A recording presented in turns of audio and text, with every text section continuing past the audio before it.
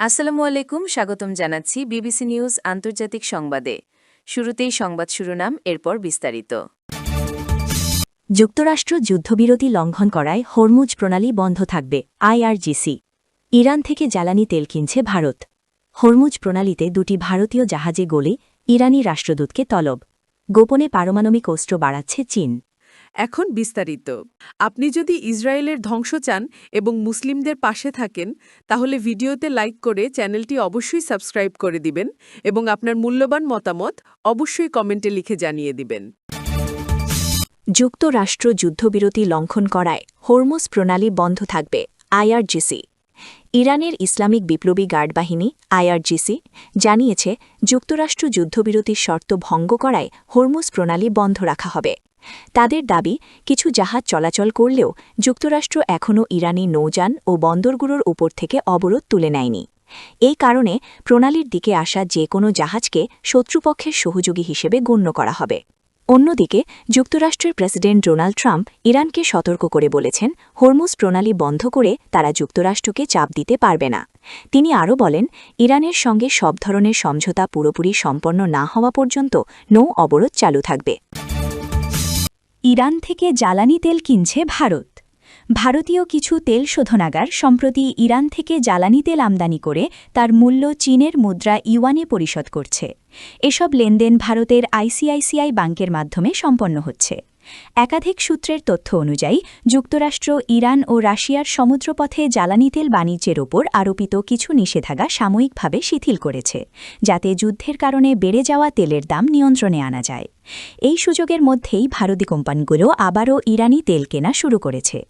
এই প্রেক্ষাপটে ভারতের বৃহত্তম রাষ্ট্রায়ত্ত তেল কোম্পানি ইন্ডিয়ান অয়েল কর্পোরেশন প্রায় ৯ বছর পর প্রথমবারের মতো ইরান থেকে প্রায় ২০ লাখ ব্যারেল তেল আমদানি করেছে, যার মূল্য আনুমানিক $২০ কোটি। হরমুজ প্রণালীতে দুটি ভারতীয় জাহাজে গুলি, ইরানি রাষ্ট্রদূতকে তলব।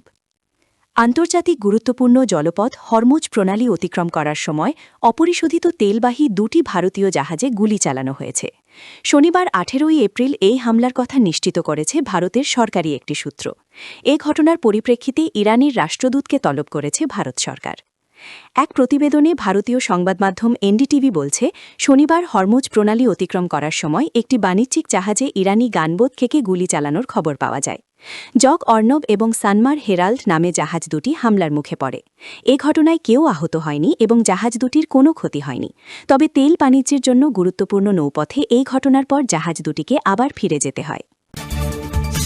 গোপনে পারমাণবিক অস্ত্র বাড়াচ্ছে চীন।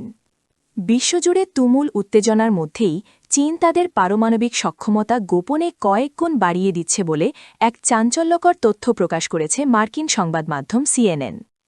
দেশটির সিচুয়ান প্রদেশে গ্রাম উচ্ছেদ করে নতুন স্থাপনা নির্মাণ, রহস্যময় গম্বুজাকৃতির ভবন এবং সংশ্লিষ্ট গবেষণা কেন্দ্রগুলোর সম্প্রসারণ এই প্রক্রিয়ারই অংশ বলে ধারণা করা হচ্ছে।